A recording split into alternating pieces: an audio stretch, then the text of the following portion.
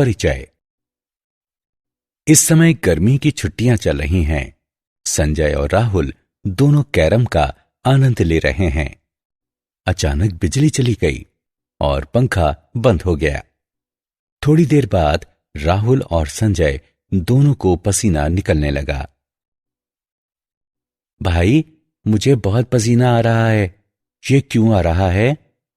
हाँ, मुझे भी पसीना आ रहा है। ये त्वचा के ठीक नीचे स्वेद ग्रंथियों की उपस्थिति के कारण निकलता है और स्वेद ग्रंथियों की सहायता से हम शरीर से जल का उत्सर्जन करते हैं।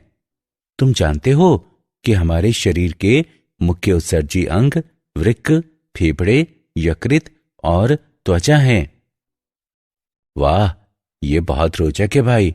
क्या तुम मुझे इसके बारे में कुछ और बताओगे? हाँ, बिल्कुल।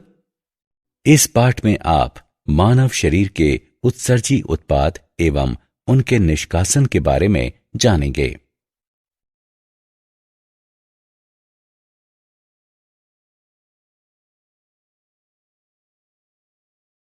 उद्देश्य। इस पाठ के अंत में आप निम्न करने में सक्षम हो जाएंगे: मानव उत्सर्जन तंत्र की व्याख्या करना, मूत्र निर्माण का वर्णन करना, वृक्क नलिकाओं के कार्यों की चर्चा करना, निस्यंद को सांद्रण करने की क्रियाविधि की व्याख्या करना, वृक्क क्रिया के नियमन की चर्चा करना, मूत्रण की व्याख्या करना, उत्सर्जन में अन्य अंगों की भूमिका की संक्षिप्त व्याख्या करना और उत्सर्जन तंत्र की विकृतियों की सूची बनाना।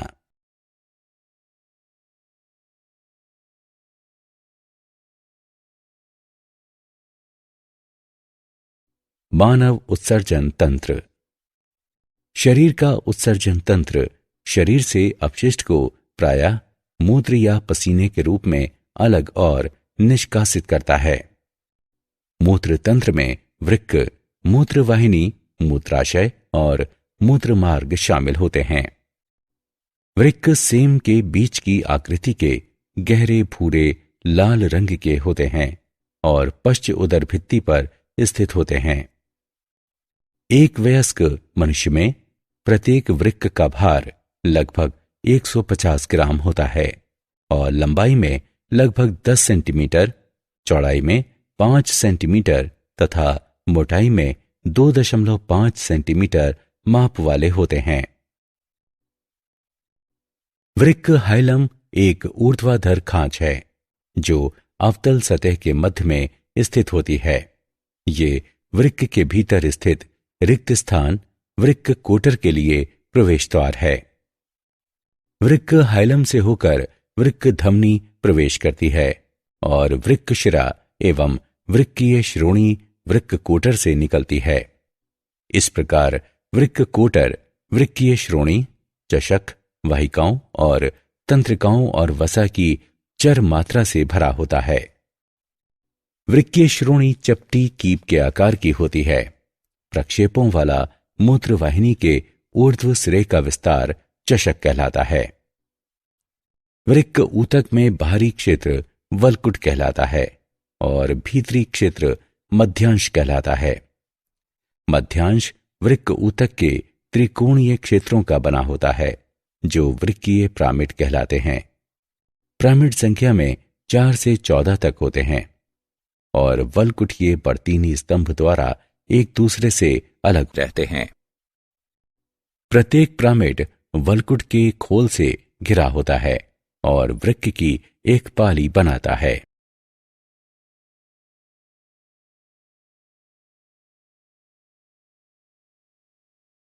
वृक्क की सूक्ष्मदर्शीय संरचना। प्रत्येक वृक्क में लगभग 1.2 मिलियन वृक्काणु होते हैं। वृक्काणु वृक्क की संरचनात्मक और क्रियात्मक इकाई हैं और प्रत्येक वृक्काणु मूत्र निर्माण में सक्षम होता है। एक वृक्काणु में 2 मुख्य भाग होते हैं: वृक्क कणिका और वृक्क नलिका। वृक्क कणिका। वृक्क कणिका या मेलपीगिकाय एक गोलाकार संरचना है जो ग्लोमेरुलर संपुट से घिरे ग्लोमेरुलस केशिका गुच्छ की बनी होती है। केशिका गुच्छ गुथित केशिकाओं के एक गोलाकार गुच्छ को संदर्भित करता है। एक अभिवाही धमनिका द्वारा रक्त केशिका गुच्छ में प्रवेश करता है और एक अपवाही धमनिका द्वारा इससे बाहर ले जाया जाता है। ग्लोमेरुलर संपुट, जो बोवेन संपुट भी कहलाता है, केशिका गुच्छ को आच्छादित करता है और 2 परतों का बना होता है। ग्लोमेरुलर कोशिकाओं को घेरने वाली भीतरी परत आंतरांगी परत कहलाती है और बाहरी परत भित्तीय परत कहलाती है। वृक्क नलिका, ये एक लंबी जटिल नलिका है जो निम्नलिखित मुख्य भागों में विभाज्य है। समीपस्थ नलिका। समीपस्थ नलिका आरंभ में अनेक कुंडलियां बनाती है। समीपस्थ संवलित नलिका के नीचे एक सीधा खंड होता है जो समीपस्थ ऋजु नलिका है। हेनले लूप में अवरोही पतला खंड, आरोही पतला खंड और मोटा आरोही पाद होता है। जक्स्टा मेडलोरी नेफ्रॉन में डीटीएस एटीएस से जुड़कर हेयर पिन बैंड बनाती है। एटीएस बाहरी और भीतरी मध्यांश की संधि तक पहुंचती है। वल्कुटीय वृक्क में एटीएस नहीं होती है। डीटीएस मोटे आरोही पाद के साथ लूप के मोड़ तक फैली होती है। मोटे आरोही पाद के सिरे के निकट वृक्काणु अपनी अभिवाही और अपवाही धमनिका के बीच होते हैं। मोटे आरोही पाद का ये छोटा खंड मैक्यूला डेंसा कहलाता है। दूरस्थ संवलित नलिका, ये मैक्यूला डेंसा के बाहर एक छोटी दूरी से शुरू होकर वल्कुट में एक बिंदु तक फैली होती है, जहां 2 या अधिक सूत्र कणिकाएं की नलिकाएं जुड़ती हैं।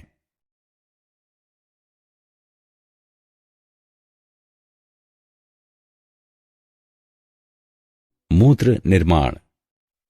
मूत्र निर्माण में 3 प्रक्रियाएं सम्मिलित हैं। गुच्छीय निस्यंदन। जब रक्त केशिका गुच्छ से होकर प्रवाहित होता है तो इसमें उपयोगी रसायन तथा घुलित अपशिष्ट उत्पाद दोनों शामिल होते हैं, जो परासरण एवं विसरण द्वारा कलाओं के माध्यम से रक्त से सोख लिए जाते हैं, जहां इनका निस्यंदन किया जाता है और इसके बाद इसे बोवेन संपुट में प्रवाहित कर दिया जाता है। यह प्रक्रिया गुच्छीय निस्यंदन कहलाती है।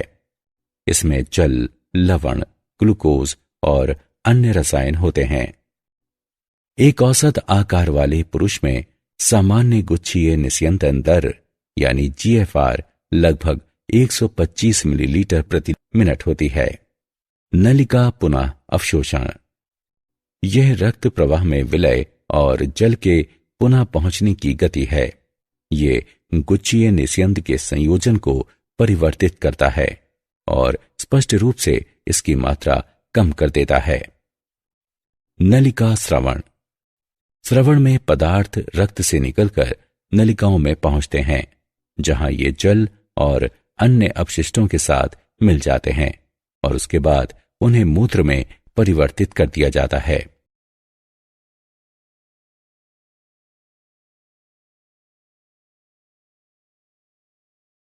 वृक्क नलिकाओं के कार्य। समीपस्थ संवलित नलिका यानी पीसीटी।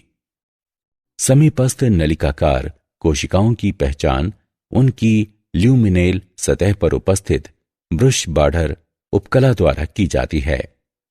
ब्रुश में हजारों अंकुर होते हैं जो 20 वलियों द्वारा प्रत्येक कोशिका के अवशोषण सतही क्षेत्र को बढ़ाते हैं। समीपस्थ संवलित नलिका पुनरावशोषण करती है। निस्यंदन के लिए किए गए जल Na+Cl- K+ और अन्य विलियों का लगभग 67%। केशिका गुच्छ द्वारा निस्यंदन किए गए लगभग समस्त ग्लूकोज और अमीनो अम्ल। समीपस्थ सम्मिलित नलिका H+, यूरेट, पेनिसिलिन, सल्फोनामाइड और क्रिटिनिन स्रावित करती है।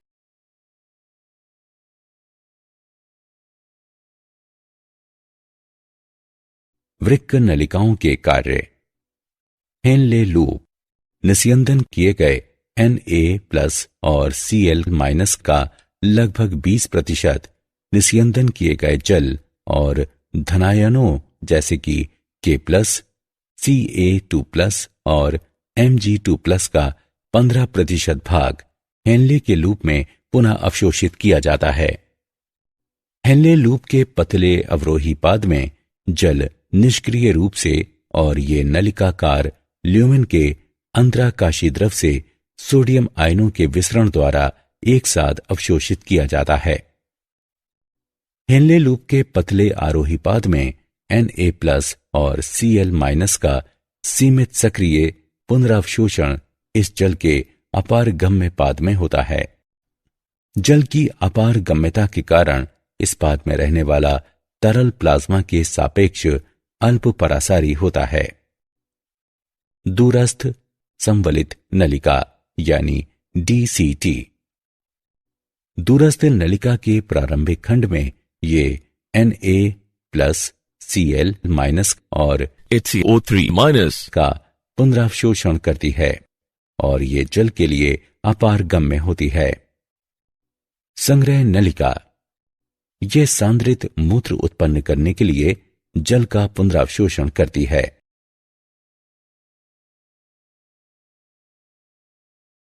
निस्यंद को सांद्रण करने की क्रियाविधि। एक प्रतिधारा प्रणाली उस प्रणाली को संदर्भित करती है जिसमें अंतर्वाह समांतर विपरीत दिशा में और कुछ दूरी तक बहिर्वाह के बहुत नजदीक प्रवाहित होता है। प्रतिधारा प्रवाह प्रणाली यू आकार की नलिकाओं से बनी होती है। वृक्क में हेनले लूप और वासा रेक्टा प्रतिधारा प्रणाली निर्मित करते हैं। हेनले लूप और वासा रेक्टा के बीच की नजदीकी अति पारासारिता और वृक्कीय मध्यांश में प्रवणता के लिए जिम्मेदार होती है। ये प्रवणता NaCl और यूरिया के कारण बनती है।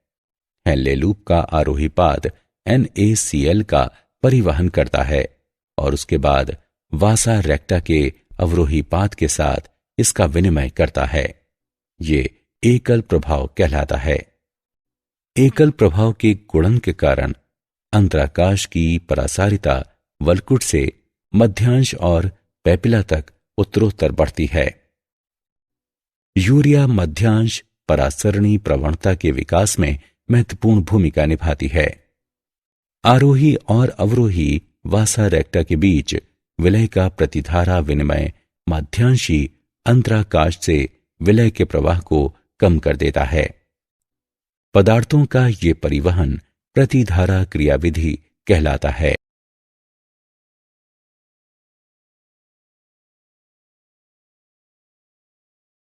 वृक्क क्रियाओं का नियमन।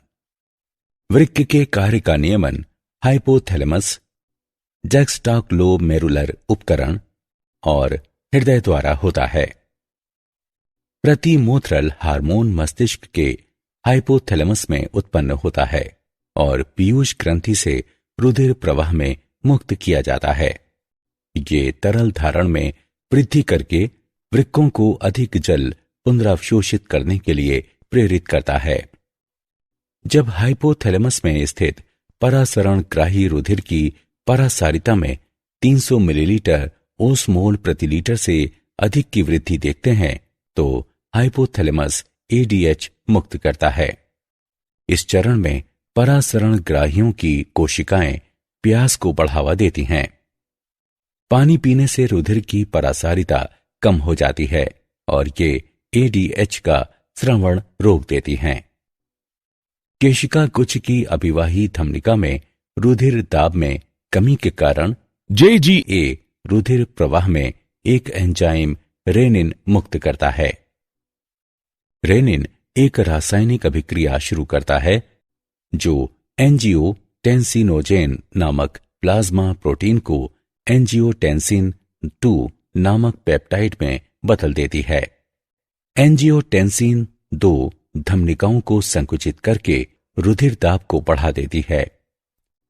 एंजियोटेंसिन 2 अधिक जल और NaCl को पुनः अवशोषित करने के लिए PCT को संकेत करके रुधिर आयतन में भी वृद्धि करता है। एंजियोटेंसिन 2 एल्डोस्टेरोन हार्मोन मुक्त करने के लिए अधिवृक्क वल्कुट को सक्रिय करता है। एल्डोस्टेरोन अधिक जल और सोडियम आयनों को अवशोषित करने के लिए DCT को प्रेरित करता है। इससे रुधिर आयतन और रुधिर दाब में वृद्धि होती है। अलिंद के माध्यम से रुधिर प्रवाह में वृद्धि के कारण हृदय द्वारा अलिंदीय नेट्रियरेटिक कारक यानी ANF मुक्त किया जाता है। ANF से रुधिर वाहिकाओं में विस्फारण होता है, जिसके कारण रुधिर दाब घट जाता है। मूत्रण। मूत्रण एक प्रक्रिया है जिसके द्वारा भरे हुए मूत्राशय को खाली किया जाता है। मूत्रण की प्रक्रिया में शामिल घटनाएं हैं मूत्राशय का भरना और मूत्राशय खाली करना।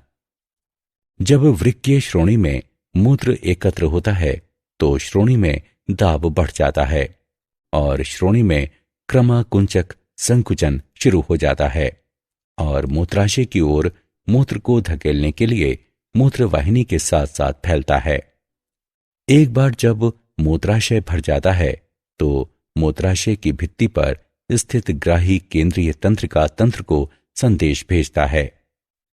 CNS मूत्राशय को संदेश पहुंचाता है, जिससे मूत्राशय की चिकनी पेशियां संकुचित होती हैं और मूत्राशयी अवरोधनी के शिथिलन के कारण मूत्र का उत्सर्जन होता है।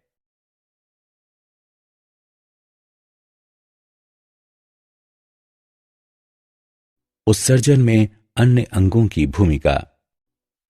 अपशिष्टों के उत्सर्जन में फेफड़े, यकृत और त्वचा भी सहायक होते हैं। फेफड़े कार्बन डाइऑक्साइड और जल वाष्प उत्सर्जित करते हैं। पित्तवर्णक पुरानी लाल रुधिर कोशिकाओं के विखंडन से यकृत द्वारा उत्पन्न किए जाते हैं। पित्त का उपयोग वसा को विखंडित करने के लिए किया जाता है। इस तरह ये हमारे शरीर से अवांछित अपशिष्ट उत्सर्जित करने में सहायता करता है। त्वचा में स्वेद और तैल ग्रंथियां होती हैं। स्वेद के माध्यम से यह कुछ मात्रा में जल, यूरिया और लवणों का उत्सर्जन करती है। तैल ग्रंथियों का मुख्य कार्य त्वचा की रक्षा करना है। ये सीबम नामक तैलीय पदार्थ स्रावित करता है, जो बाल और त्वचा को चिकना बनाता है। यह त्वचा पर सूक्ष्म जीवों की वृद्धि को भी कम कर देता है।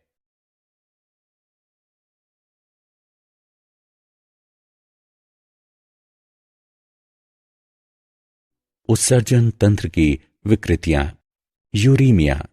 जब मूत्रीय अपशिष्ट रुधिर में संचित हो जाता है तो ये यूरूमिया कहलाता है। ये एजेटोमिया भी कहलाता है।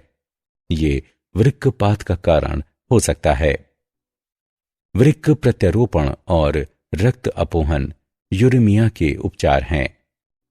रक्त अपोहन में रक्त से मूत्रीय अपशिष्ट को एक अर्ध पारगम्य कला के माध्यम से विसरण दर में अंतर करके हटाया जा सकता है। वृक्क प्रत्यारोपण में किसी व्यक्ति के अक्रियाशील वृक्क की जगह एक स्वस्थ व्यक्ति के वृक्क को प्रत्यारोपित किया जाता है। रीनल केल कलाई। ये वृक्क पथरी भी कहलाता है। मूत्र मार्ग में एक कठोर पिंड निर्मित हो जाता है, जिसके कारण दर्द, रक्तस्राव और संक्रमण हो जाता है। ग्लोमेरुलोनेफ्राइटिस। ये एक वृक्क रोग है जिसमें वृक्क का वो भाग जो रक्त के अपशिष्ट और तरल का निस्यंदन करता है नष्ट हो जाता है। क्या आप जानते हैं यकृत स्वयं का पुनरुद्भवन कर सकता है। वृक्क शरीर के कुल भार का केवल 0.5% निरूपित करता है। वृक्क 1 घंटे में लगभग 2 गैलन रुधिर छानते हैं।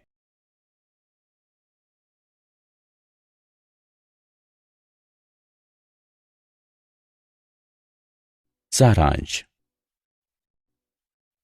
आइए हमने जो कुछ सीखा है उसे संक्षेप में दोहराएं। मूत्र तंत्र में वृक्क, मूत्रवाहिनी, मूत्राशय और मूत्रमार्ग शामिल होते हैं। वृक्काणु वृक्क की संरचनात्मक और क्रियात्मक इकाई है। वृक्काणु में 2 मुख्य भाग होते हैं, वृक्क कणिका और वृक्क नलिका। मूत्र निर्माण में 3 प्रक्रम शामिल होते हैं, जो गुच्छीय निस्यंदन, नलिका पुनरावशोषण और नलिका श्रावण हैं। वृक्क में हेनले लूप और वासा रेक्टा प्रतिधारा प्रणाली निर्मित करते हैं। वृक्क के कार्य का नियमन हाइपोथैलेमस, डक्सटाग लोमेरुलर उपकरण और हृदय द्वारा होता है। मूत्रण की प्रक्रिया की घटनाएं मूत्राशय का भरना और मूत्राशय को खाली करना है। अपशिष्टों के उत्सर्जन में फेफड़े, यकृत और त्वचा भी सहायक होते हैं। यूरेमिया, रीनल कैल्कलाई और ग्लोमेरुलोनेफ्राइटिस उत्सर्जन तंत्र की विकृतियां हैं।